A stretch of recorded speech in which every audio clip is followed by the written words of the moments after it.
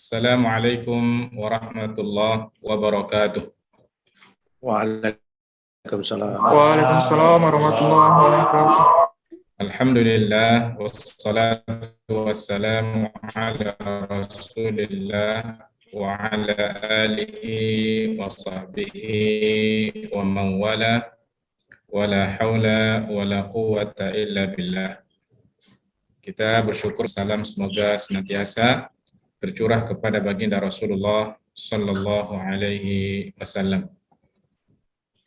Alhamdulillah malam ini kita bisa meneruskan kajian fikih sebagaimana biasa yang kita lakukan, dan sekarang kita sampai pada masalah al-mashu 'alal khuffaini, artinya membasuh dua khuf. Khuf itu kalau mau dilihat ya, ini contoh khuf.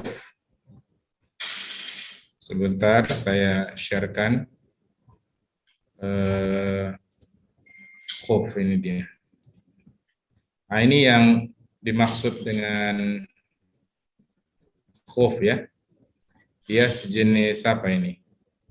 Dikatakan sepatu, dia bukan sepatu. Dikatakan kaos kaki, dia bukan kaos kaki. Dia ini terbuat dari kulit ya. Dan ketika kita pakai ini biasanya di musim dingin. Kalau musim panas jarang orang pakai khuf ya, karena memang kalau musim dingin ini dingin sekali. Dan ukuran khuf itu kalau kita lihat ya menutup dua mata kaki ya. Dan biasanya orang kadang pakai sandal lagi ya. Sandal, jadi yang kena tanah itu bukan khufnya tapi sandalnya. Khuf ini bisa bertahan kalau di bawah jalan ya, lebih dari 3 hari 3 malam dan nggak rusak. Ini berbeda kalau kita pakai plastik ya, plastik aja beberapa meter mungkin sudah hancur. Nah, inilah yang dimaksud dengan khuf. Kalau disebutkan membasuh dua khuf, nah, dua khuf inilah kita basuh ketika kita berwudu ya. Jadi kalau musim dingin setelah berwudu khuf ini dipakai. Nanti kalau kita batal wudu, kita tidak perlu menanggalkan khuf ini, cukup kita sapu di atasnya. Itu apa ke sini? Membasuh dua khuf ya. Khuf itu seperti itulah tadi yang terbuat dari kulit biasanya ya. Dan dia menutup dua mata kaki. Mata kaki itu yang menonjol ya, kiri dan kanan itu lewat. Kalau di bawah dua mata kaki berarti nggak cukup syarat ya. Nah, disebutkan di sini hukmu al-mashi 'alaihima ya. Bagaimana hukum membasuh ya dua khuf tadi ya. Jadi ini sebetulnya hukum membasuh dua khuf ini hanya disebutkan oleh para ulama rukhsah. Apa itu rukhsah? Rukhsah ini adalah keringanan ya. Boleh dilakukan. Artinya kita boleh membasuh di atas khuf tadi. Atau boleh juga kita tanggalkan. Kalau kita berwudu seperti biasa boleh. Ya, jadi hukumnya hanya rukhsah. Jadi dalam fikih itu ada yang disebut dengan azimah, ada yang disebut dengan rukhsah. Azimah itu ain zai ya mim ta marbutah. Ya, azimah. Azimah itu adalah maksudnya hukum asal. Hukum asal kalau kita berwudu kita basuh dua kaki kita. Tapi kalau kita memakai khuf ya dibolehkan membasuh di atas khuf tadi ya. Kita sapu saja. Itu keringanan namanya. Kenapa? Karena mungkin kalau kita basuh kaki kita nanti kita kedinginan. Hukumnya jaizah, hukumnya boleh ya bagi laki-laki dan perempuan dalam keadaan bagaimanapun, baik di musim panas ataupun di musim dingin, ya disebut di sini begitu. Tapi biasanya khuf ini dipakai orang di musim dingin, ya. Baik dalam keadaan musafir ataupun dalam keadaan tidak musafir, ya. Baik dalam keadaan sehat ataupun sakit, ya. Nah, membasuh atau menyapu di atas khuf tadi itu adalah sebagai ganti kita membasuh dua kaki sebagaimana kita berwudu. Oke, itu mukaddimahnya. Nah, kemudian apa dalil ya dibolehkan kita membasuh khuf tadi? Apa dalilnya? Dalilnya ini ada hadis dari Jabir bin Abdullah Al-Bajali radhiyallahu taala anhu. Kata Jabir, Ra'aitun Nabiy sallallahu alaihi wasallam bala. Saya melihat Rasulullah sallallahu alaihi wasallam itu buang air kecil. Nah, tentu kalau buang air kecil wudu batal ya. Kemudian summa tawaddaa. Baginda berwudu. Dan ketika Rasulullah berwudu, dia membasuh mukanya, tangannya sampai dua siku, kepala, kemudian telinga, sampai ketika membasuh dua kaki, Rasulullah tidak membasuh dua kakinya, tetapi masaha ala khuffaihi. Rasulullah menyapu di atas dua khufnya. Ya, ini hadis Bukhari dan hadis Muslim. Jadi inilah dalil boleh membasuh dua khuf. Ya, kalau mau kita katakan sepatu, ya seperti itulah bentuknya. Tapi kalau mau kita katakan kaos kaki, dia di atas kaos kaki, ya. Jadi beda, dia bukan sepatu, bukan kaos kaki. Ya, begitulah. Baik. Nah, sekarang kita lihat syarat menyapu di atas dua khuf tadi. Apa syaratnya? Ya. Baru kita boleh melakukan hal itu. Disebut di sini ya yushtaratu li jawazil mashi alaihi ma khamsa syurut. Ada 5 syarat.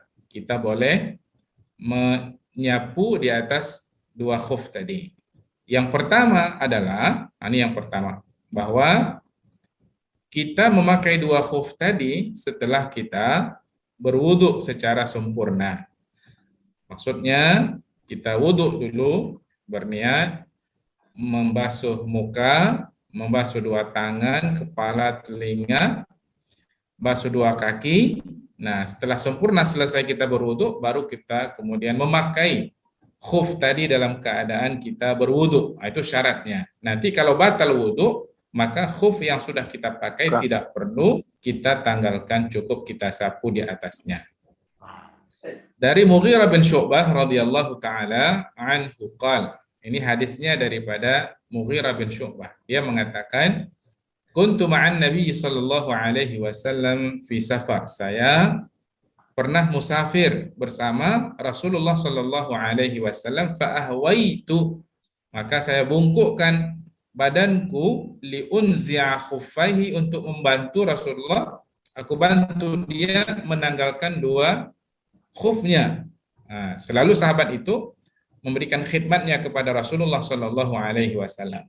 Nah, begitu dia ingin menanggalkan dua khuf Rasulullah Shallallahu Alaihi Wasallam, apa kata Nabi? Da'huma, biarkan. Fa inni adkhaltuhuma tahirataini. Sesungguhnya saya memakainya tadi itu ketika dalam keadaan bersuci. Maksudnya dalam keadaan berwudu.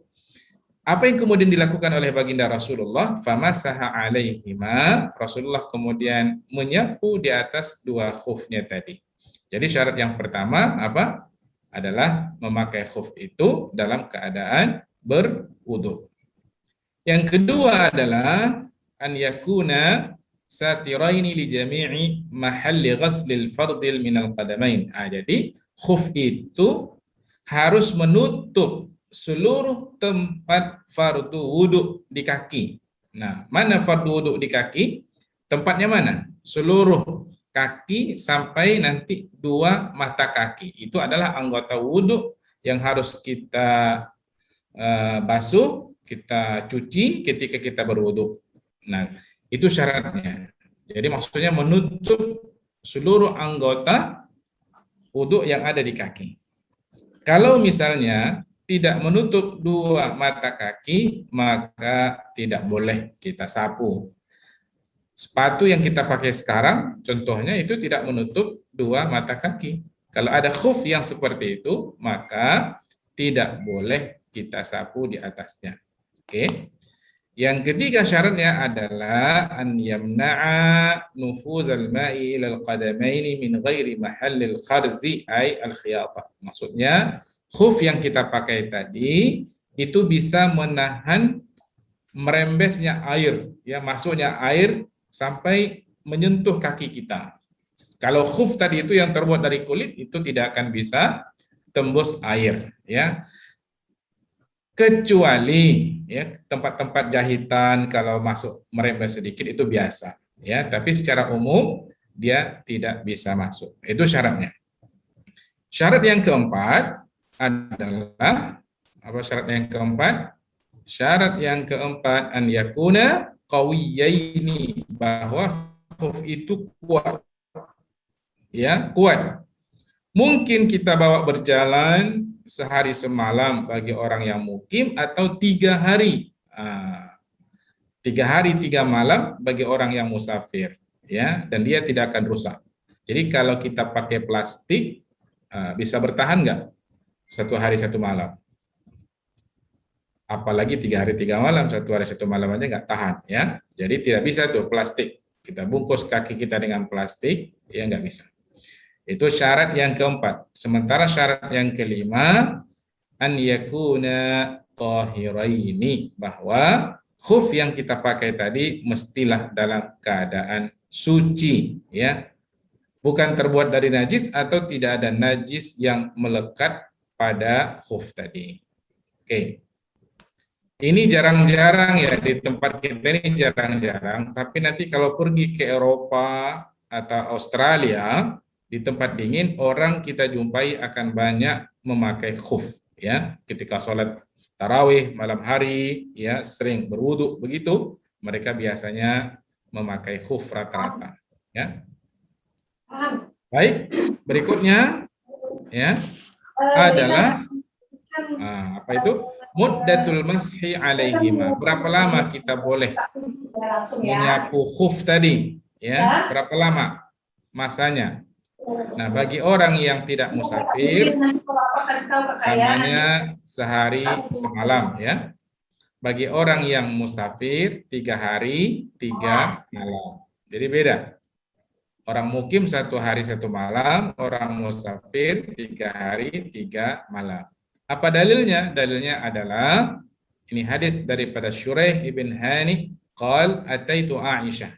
Saya mendatangi Aisyah radhiyallahu taala anha, kata Shuraih nih, ya, salah seorang sahabat Nabi. As'aluha 'anil mashi 'alal khuffaini, saya tanya Aisyah tentang menyapu di atas 2 khuf, maka Aisyah mengatakan faqalat i'ti aliyan, coba datangi Ali, fa innahu a'lamu bihadza minni, Ali itu lebih paham daripada aku tentang masalah ini. Karena yusafiru ma'a Rasulillah sallallahu alaihi wasallam, dia itu selalu pergi musafir bersama Rasulullah. Maka kemudian fasa'altuhu, saya tanya Ali, faqala ja'ala Rasulullah sallallahu alaihi wasallam, kata Ali, Rasulullah SAW menjadikan, ya, salasa ayyamin wa layaliyahunna lil musafir, masa dibolehkannya untuk menyapu 2 khuf tadi bagi orang musafir 3 hari 3 malam, wa yauman wa lailatan lil muqim, dan 1 hari 1 malam bagi orang yang mukim, ya. Nah, ini tentang waktu membolehkan kita untuk menyapu. Nah, bagaimana kemudian, ya, kalau sekiranya begini, disebut di sini, siapa yang mulai membasuh waktu mukim? Dia sekarang mukim, kemudian dia musafir. Nah, macam mana? Nah, kata ulama yang menulis kitab ini, maka walaupun dia dalam keadaan musafir, karena ketika dia memakai khuf itu dalam keadaan mukim, maka ukurannya adalah 1 hari 1 malam. Ya, bagi orang yang memulai menyapu khuf tadi ketika musafir, ya, maka kemudian dia mukim, ya, dia sempurnakanlah ya sapuan orang yang mukim. Jadi yang jadi standar di sini adalah ketika dia mukim, ya, bukan ketika dia musafir. Oke. Nah, kapan dimulai dia boleh membasuh khuf? Ya, contoh begini disebut dimulai masa membasuh khuf tadi setelah dia pakai.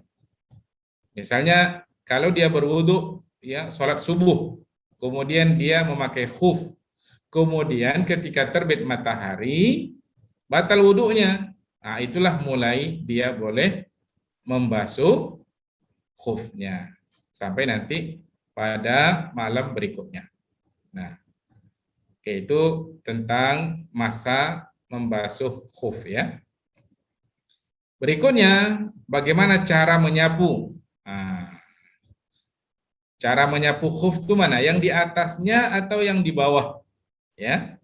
Nah, kalau yang biasa itu menyapunya adalah cukup yang di atas, bukan yang di bawah, ya. Tapi di dalam mazhab Al-Imam Syafi'i, ya, itu tangan yang di atas menyapu khuf bagian atas, tangan yang di bawah menyapu yang di bawah. Nah, jadi yang di atas tuh begini, ya, di dijarangkan tangannya, ditarik ke belakang, ya, diletakkan tangan tuh di ujung jari, tarik ke belakang, sementara tangan kirinya ditumit dan dimajukan ke depan. Nah, jadi begini, gitu, ya. Nah, cara menyapu. Oke. Apa yang kemudian bisa membatalkan, ya, menyapu khuf ini? Dia batal dengan 3 perkara.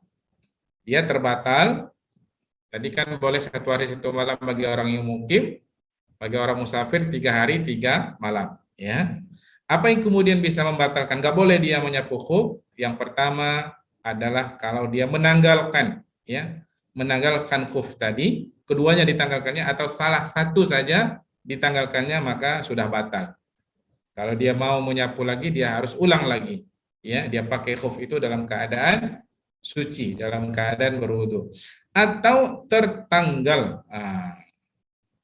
Berarti nggak sengaja. Baik disengaja atau tak sengaja, berarti itu batal, ya. Yang kedua adalah habis masa berlakunya. Masa berlaku itu untuk bagi orang yang mukim 1 hari 1 malam, bagi orang yang musafir 3 hari 3 malam. Ya, nanti dia teruskan lagi. Yang ketiga adalah hudutsu ma yujibu al-ghusla, ya. Terjadi sesuatu yang mewajibkan dia harus mandi. Nah, kalau dia harus mandi, maka dia batal, ya, tidak boleh dia menyapu khufnya, karena menyapu khuf itu adalah merupakan keringanan bagi orang yang berwudu, keringanan bagi orang yang berwudu, ya. Mandi nggak ada keringanan. Oke.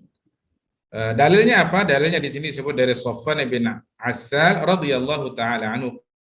Qala kana Rasulullah sallallahu alaihi wasallam, adalah Nabi, kata beliau, kata siapa ini? Safwan bin Assal, ya'muruna, memerintahkan kami, idza kunna musafirin, kalau kami dalam keadaan musafir, an namsaha ala khifafina, kami menyapu, ya, khuf-khuf kami, wala nanzi'aha 3 ayam, tak boleh ditanggalkan selama 3 hari.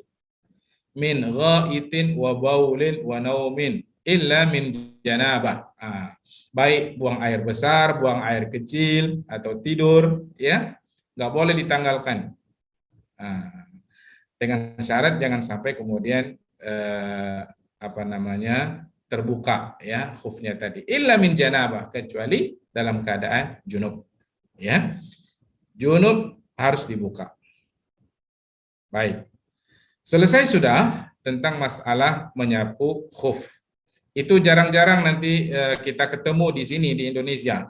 Tapi kalau nanti ada kesempatan belajar di luar negeri, ya, tengok orang memakai khuf, maka ilmunya insya Allah sudah ada, ya. Sekarang kita lihat apa hukum atau bagaimana kita berwudu kalau ada perban. Nah, baik perban lukanya luka itu atau luka patah, ya. Nah, apa hukumnya atau bagaimana kita menyapu atau bagaimana kita berwudu, ya. Nah, disebut di sini oleh para ulama, ya, bahwa dalam agama kita ini, dalam agama Islam ini ada keringanan, ya.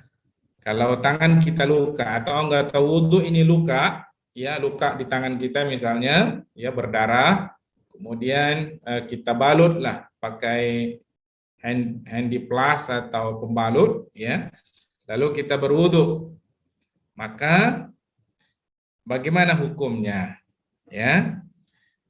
Nah, ini ada beberapa penjelasan para ulama, ya. Penjelasan pertama, kita berwudu seperti biasa dan lihat lukanya. Kalau luka kita ini sebetulnya luka sedikit saja, ya masih bisa kita basuh, ya buka saja perbannya, ya, nanti diperban lagi. Tapi kalau lukanya agak panjang, ya, kemudian kalau kena air akan semakin lama sembuhnya, dibalut saja dan ketika berwudu cucilah anggota yang bisa dibasuh, ya. Adapun di atas perban tadi, ini menurut pandangan satu ulama, ya cukup dilalukan saja tangan kita di atas perban, ya, dilalukan saja begitu. Pandangan ketiga, ya, adalah anggota wudhu kita basuh dan bagi anggota wudhu yang berbalut tadi yang tidak bisa kita buka, maka harus ditayamumkan, ya.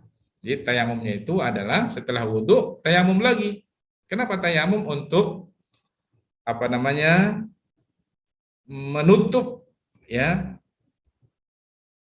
daerah anggota wudhu yang tadi tidak kita dapat basuh dengan air.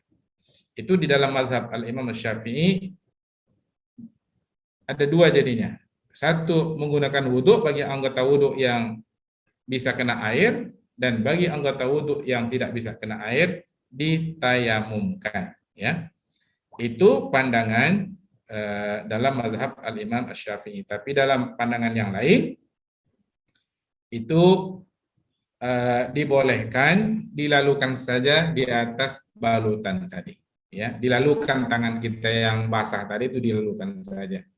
Itu kalau sekiranya nggak bisa dibuka, kalau kena air dia akan lama sembuh. Tapi kalau misalnya lukanya sedikit, buka saja, basuh, nanti diletakkan perban lagi. Baik, itu mungkin kita selalu, ya, mengalami yang kayak begitu. Nah, kita teruskan. Apa dalil membolehkan kita menyapu, ya, di atas pembalut, di atas perban? Nah, ini dibolehkan. Ini kata Jabir radhiyallahu taala anhu, dia mengatakan qala kharajna fi safar, ya, kami keluar bersama Rasul, kami keluar pergi musafir, fa asaba rajulan minna hajarun fasajjahu fi ra'si, maka ada seseorang yang kepalanya kena batu, ya, retak kepalanya kena batu tadi. Nah, kemudian setelah kepalanya retak, ya, ini dalam satu peperangan sebetulnya, ya. Dalam satu peperangan dia kena lempar dengan batu. Setelah habis peperangan dia pulang, kemudian istirahat di satu tempat. Rupanya malam itu sahabat yang retak kepalanya dia mimpi. Ya, mimpinya mimpi inilah, ya. Mimpi junub, kira-kira begitu. Nah, maka kemudian dia bertanya kepada sahabatnya, ya, kalian pernah nggak mendengar rukhsah bahwa saya boleh bertayamum, ya, karena dia harus sholat. Maka para sahabatnya mengatakan, kami nggak pernah mendapatkan rukhsah seperti ini. Ya engkau harus mandi, kata sahabat itu. Akhirnya mandilah dia, masuklah air di daerah kepalanya yang retak tadi, akhirnya sahabat itu meninggal. Dibawalah kisah ini kepada Rasulullah Shallallahu Alaihi Wasallam. Rasulullah marah kepada orang yang mengatakan kepada sahabatnya tadi itu harus mandi. Ya, itulah yang jadi sebab sahabat tadi itu meninggal. Ya, kenapa nggak tanya? Sungguhnya cukup saja, kata Nabi, ya, masaha alaiha wa yaghsila sa'ira jasadi. Dia sapu, dia basahi seluruh badannya, dan untuk daerah yang luka tadi itu dia sapu dengan air. Ya, yang dia lalukan saja di atas yang luka tadi, yang retak tadi. Itu kata Rasulullah Shallallahu Alaihi Wasallam. Oke, kemudian berapa lama kita boleh menyapu perban? Berapa lama? Apakah selamanya atau bagaimana? Ya, dibolehkan kita menyapu ketika kita berwudu di atas perban tadi selagi belum sembuh. Kalau sudah sembuh, udah selesai.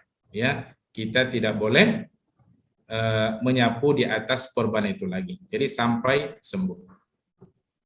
Nah, selesai tentang masalah khuf dan juga menyapu di atas perban.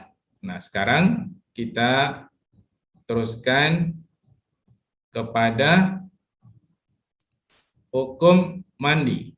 Ya. Hukum mandi. Nah, dibahas juga di dalam agama kita ini tentang masalah mandi. Itulah luar biasa. Mandi itu nanti ada mandi junub, ada mandi sunnah, ya. Nah, mandi ini secara umum ya ada dalilnya di dalam Al-Qur'an, ya. Di dalam surah Al-Baqarah disebutkan oleh Allah Subhanahu wa taala, innallaha yuhibbut tawwabin wa yuhibbul mutatahhirin. Allah suka kepada orang yang bertaubat dan orang yang Allah suka kepada orang yang membersihkan diri, ya. Tentu mandi ini badan kita kotor kemudian kita bersihkan dari hal-hal yang kotor dan Allah itu suka, ya. Nah, itu daripada Al-Qur'an, ya. Adapun dari hadis Rasulullah Shallallahu Alaihi Wasallam, kata Nabi, haqqun ala kulli muslim an yaghtasila fi kulli sab'ati ayyamin yauman. Wajib ke atas setiap muslim paling tidak dalam 7 hari itu adalah 1 hari dia mandi. Nah, ini sudah kita jelaskan hadisnya kemarin, ya. Kalau musim dingin nih kadang-kadang orang nggak mandi dia musim dingin. Kalau mandi dia bisa sakit. Kadang 7-6 hari dia nggak mandi. Ya cukup dia cuci muka. Itu biasa itu di daerah dingin, ya. Itu biasa. Nah, paling tidak dia mandi 1 hari lah, yaitu mandi hari Jumat. Nah, kalau dia mau pergi Jumat, mandilah. Yaghsilu fihi ra'sahu wa jasadahu. Dia basuhlah kepalanya, mungkin kepalanya udah lain baunya, badannya juga sudah lain baunya, ya. Oke. Itu dalil dari hadis Rasulullah Shallallahu Alaihi Wasallam. Nah, apa hikmah kita ini mandi? Ya, secara umum ya kita mandi, apakah mandi wajib, apakah mandi sunnah, mandi biasa, dan mandi biasa itu bisa menjadi pahala kalau kita niatkan karena Allah Subhanahu Wa Taala. Kalau Allah suka tadi kepada orang yang membersihkan diri. Niatkan setiap kita mandi biasa itu, niatkan ini mandi karena memang diperintah oleh Allah Subhanahu wa taala, ya. Yang pertama adalah kalau kita mandi, hikmahnya pertama kita akan mendapatkan pahala, ya, karena Rasulullah mengatakan at-tahuru syatrul iman. Kebersihan itu setengah daripada iman, sebagian daripada iman. Atau tanda orang beriman itu dia suka bersuci, bersih. Nah, jadi memang kita orang Islam ini, ya, itu harus senantiasa dalam keadaan bersih, ya. Kadang-kadang kita lihat ada tulisan di atas an-nazafatu minal iman, kebersihan sebagian dari iman, tapi di bawahnya sampah, ya. Itu enggak tepat. Jadi orang Islam ini pembersih, kira-kira begitu, ya. Agama yang Allah turunkan kepada kita ini menyuruh kita untuk senantiasa jadi orang yang pembersih, ya. Berikutnya husulun nazafah. Nah, husulun nazafah ini adalah kalau tadi pahala, ya. Kemudian kita mendapatkan kebersihan, ya. Mungkin di badan kita ini ada melekat, ada keringat, ada kotor, ada bau-bau yang tidak sedap, ya, yang tidak enak dicium, ya, orang lain, ya. Badan kita akan bersih. Jadi luar biasa agama kita ini, ya, menganjurkan kita untuk jadi orang yang pembersih, ya. Ini dalilnya adalah daripada Bukhari dan Imam Muslim dari Aisyah radhiyallahu taala anha qalat, dia berkata, kana nasu ahlu amal. Ada orang ahlu amal. Ahlu amal ini adalah mereka ini sibuk bekerja, ya. Walam yakun lahum kufatun, enggak ada orang yang membantu dia kerja dari pagi sampai sore, ya. Fakana yakunu lahum tafal, ya, ada bau yang tidak enak, ya. Biasalah orang bekerja kadang-kadang bau badannya enggak enak, ya. Faqila lahum, maka dikatakan kepada mereka yang kerja berat ini tadi, ya, lau igtasaltum yaumal jum'ah, baguslah kalian kalau nanti datang hari Jumat mandilah, ya. Jadi makanya Jumat ini kan kita akan bertemu dengan saudara kita, ya, di masjid, ya, jumpa orang lain, ya. Kalau kita nggak mandi nanti itu bau yang tidak enak itu akan kecium sama orang, ya. Wa fi riwayah lahuma faqala Rasulullah law annakum tatahhartum liyaumikum hadza, ya, kalau sekiranya kalian, ya, membersihkan diri kalian ketika masuk hari Jumat. Nah, ini dalil, ya, agar kita senantiasa jadi orang yang bersih. Kemudian mandi juga itu mendatangkan an-nasyat. Nasyat ini kita jadi fresh, jadi semangat, ya. Habis mandi itu kita rasa fresh, segar, ya. Nah, itulah kelebihannya. Kalau kita belum mandi, badan kita rasanya nggak enak. Oke. Berikutnya adalah aqsamu al-ghusli, pembahagian mandi. Mandi itu ada yang wajib, ada yang sunnah, ya. Mandi itu ada yang wajib, ada yang sunnah. Yang wajib, mana mandi yang wajib? Mandi yang wajib adalah kalau kita tidak mandi, maka banyak ibadah yang kalau kita lakukan nanti tidak sah kecuali dengan mandi, ya. Seperti misalnya mandi junub, ya. Kita nggak boleh sholat kecuali kita harus sudah mandi. Itu mandi wajib namanya. Nah, bagi laki-laki contohnya mandi janabah, kalau bagi perempuan mandinya mandi ketika dia haid, ya, atau melahirkan atau nifas, ya. Kemudian orang mati ini wajib kita mandikan. Kalau janabah ini mandi sendiri, ya, haid mandi sendiri, wiladah ini mandi sendiri. Kalau mati ini, ya, dimandikan, dia nggak bisa mandi sendiri. Kemudian kita bahas sekarang mandi janabah, ya. Nah, mandi janabah ini hukumnya wajib. Kapan hukumnya wajib? Ya. Apa sebabnya? Seseorang harus mandi, baik laki-laki ataupun perempuan. Nah, mandi wajib ini sebabnya ada dua, ya. Yang pertama adalah ini saya terus terang aja, ya, karena masalah fikih. Nuzulu al-mani minar rajul, ya, keluar sperma dari laki-laki atau perempuan, ya, bi ayyi sababin minal asbab, ya, dengan sebab apapun, ya. Seperti mimpi, ya, dia keluar maninya, ataupun mula'abah. Mula'abah ini bersendau gurau, ya, suami istri, ya, kadang-kadang bisa juga keluar maninya, atau dengan melihat atau dengan membayangkan. Bisa kadang-kadang orang begitu, ya. Maka kalau keluar mani, maka hukumnya dia harus mandi.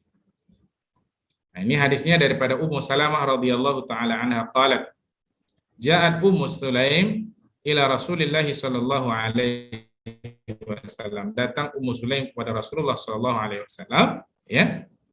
Faqalat ya Rasulullah, dia bertanya kepada Rasulullah, ya Rasulullah, innallaha la yastahi minal haq, Allah tidak pernah malu ya terhadap kebenaran. Kata Ummu Sulaim bertanya, fahal 'alal mar'ati ghuslun idza tamalat? Kalau wanita itu mimpi, dia wajib mandi apa enggak? Nah, wanita mimpi yang kita tahulah, ya. Faqala Rasulullah sallallahu alaihi wasallam, "Na'am." Ya, iya, kata Nabi. Idza ra'atil ma', kalau dia melihat air. Melihat air ini maksudnya kalau keluar mani, ya. Dia mimpi. Kemudian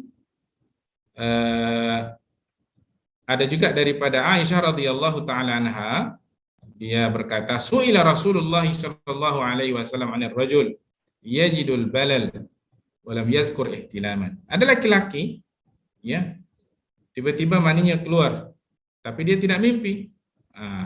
Bagaimana hukumnya? Faqala yaghtasil, kata Nabi, dia harus mandi. Ada juga laki-laki yang yara an qad ihtalam wa lam yajid, dia mimpi tapi enggak keluar. Apa hukumnya? Mimpi tapi enggak keluar. Faqala la ghusla alaihi, maka dia tidak wajib mandi. Jadi ukurnya keluar apa tidak. Di sini, ya.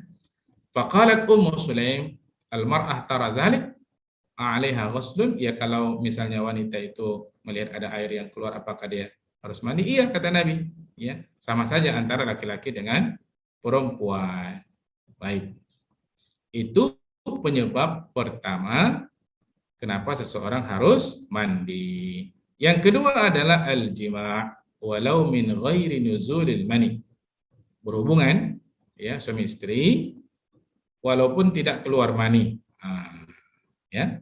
Jadi ada dua kemungkinan orang berhubungan, satu keluar mani, satu lagi kemungkinan tidak keluar mani. Keluar atau tidak keluar, maka hukumnya harus mandi, ya. Kalau yang mimpi tadi ukurannya keluar, ya. Jadi jelas. Dalilnya apa? Dalilnya daripada Abu Hurairah. Kata Nabi, "Idza jalasa baina syu'abihal arba' tsumma jahadaha faqad wajaba alaihi al-ghuslu." Maksudnya jika suami istri berhubungan, ya, jelas dia wajib mandi. Dalam riwayat Muslim, wa illam yunzil, sekalipun enggak keluar. Ya. Baik. Ada juga dari Aisyah radhiyallahu taala anha, wa massal khitanul khitana faqad wajabal ghuslu. Jika bertemu dua khitan, maksudnya laki dan perempuan, ya, berhubungan suami istri, maka wajib mandi. Baik. Nah, sekarang apa saja yang dilarang bagi orang yang junub? Ya. Yang pertama adalah as-salatu fardhan aw naflan. Dia enggak boleh salat fardu ataupun salat sunat. Ya, bagi orang yang junub. Jadi kalau dia mau salat, dia wajib mandi, ya. Sekarang contohnya dia junub, masuk azan, wajib mandi sebelum salat, ya.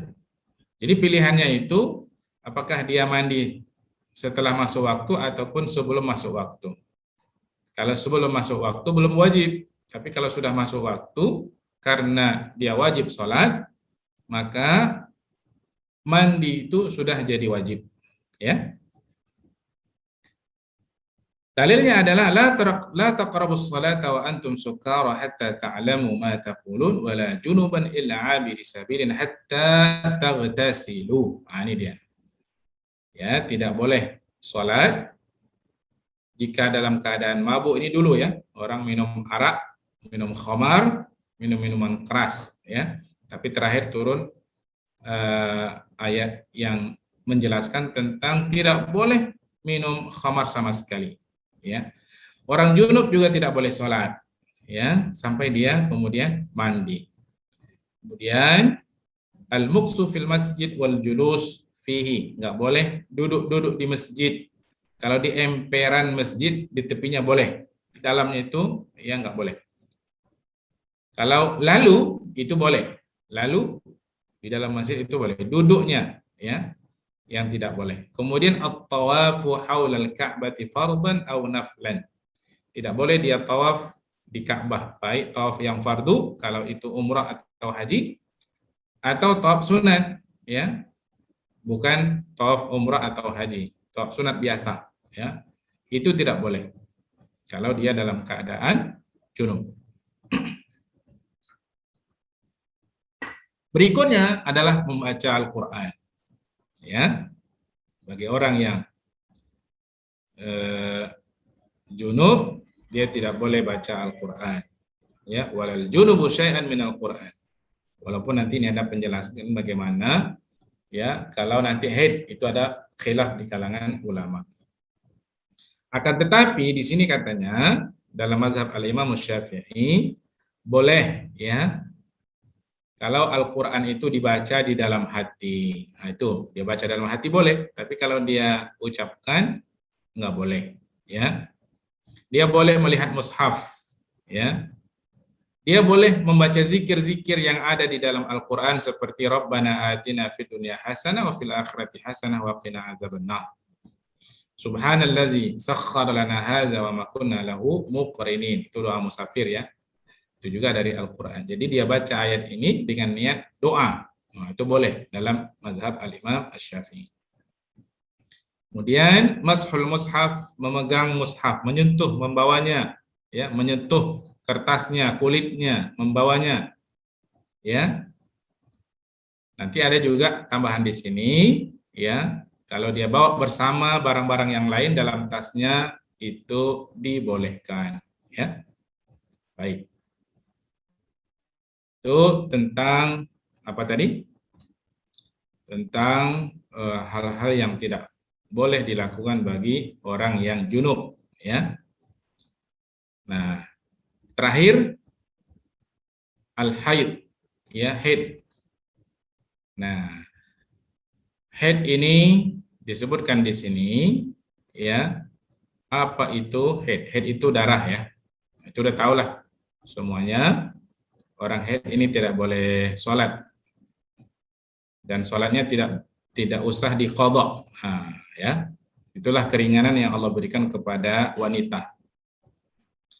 Dia boleh tinggalkan sholatnya, tidak perlu diqadha. Tapi puasa harus dia qadha. Karena hadis Aisyah, kami diperintahkan mengqadha puasa, tapi tidak mengqadha sholat. Nah, kemudian dibahas juga di sini, ya, usia baligh. Karena haid ini adalah berhubungan dengan tanda balighnya seseorang, ya. Nah, usia baligh itu dikenal seseorang itu baligh pertama keluar mani, ya, bagi laki dan perempuan kalau dia mimpi. Yang kedua kalau wanita dia keluar haid, ya. Keluar haid itu disebutkan oleh para ulama, ya, bisa usianya 9 tahun, ya, atau 15 tahun, kira-kira begitu, ya. Ukuran orang haid, ya, antara itulah. Kemudian masa haid itu bisa sebentar, bisa 15 hari, itu paling banyak. Yang biasa itu adalah seminggu. Jadi seminggu, masa suci berarti 3 minggu, ya. Nah, adapun lebih dari 15 hari, itu bukan darah haid. Itu adalah darah istihadah namanya. Istihadah ini adalah darah penyakit. Jadi kalau sudah lebih dari 15 hari masih keluar darah, maka seorang wanita mandi saja, nanti dia sholat. Kalau ada darah yang keluar, dia cuci, ya. Itu tentang darah istihadah. Kemudian yang dilarang bagi orang yang haid, pertama sholat, membaca Al-Quran, ya, berdiam di masjid. Membaca Al-Quran ini ada penjelasan khilaf di kalangan para ulama, ya. Jadi Imam Syafi'i, Imam Hambali, Imam Abu Hanifah itu melarang, ya. Tetapi mazhab Imam Malik membolehkan wanita yang haid ini membaca Al-Quran, ya. Kalau dia megang mushaf, dia lapis, ya. Itu di dalam mazhab Al-Imam Malik. Terlebih-lebih lagi kalau dia seorang wanita yang hafiz Quran. Nanti kalau dia tidak baca Al-Quran, dia bisa lupa, ya. Sama berikutnya, tawaf nggak boleh, ya. Kemudian berdiam di masjid, puasa juga nggak boleh, ya, bagi orang yang haid, tapi wajib di qadha, ya.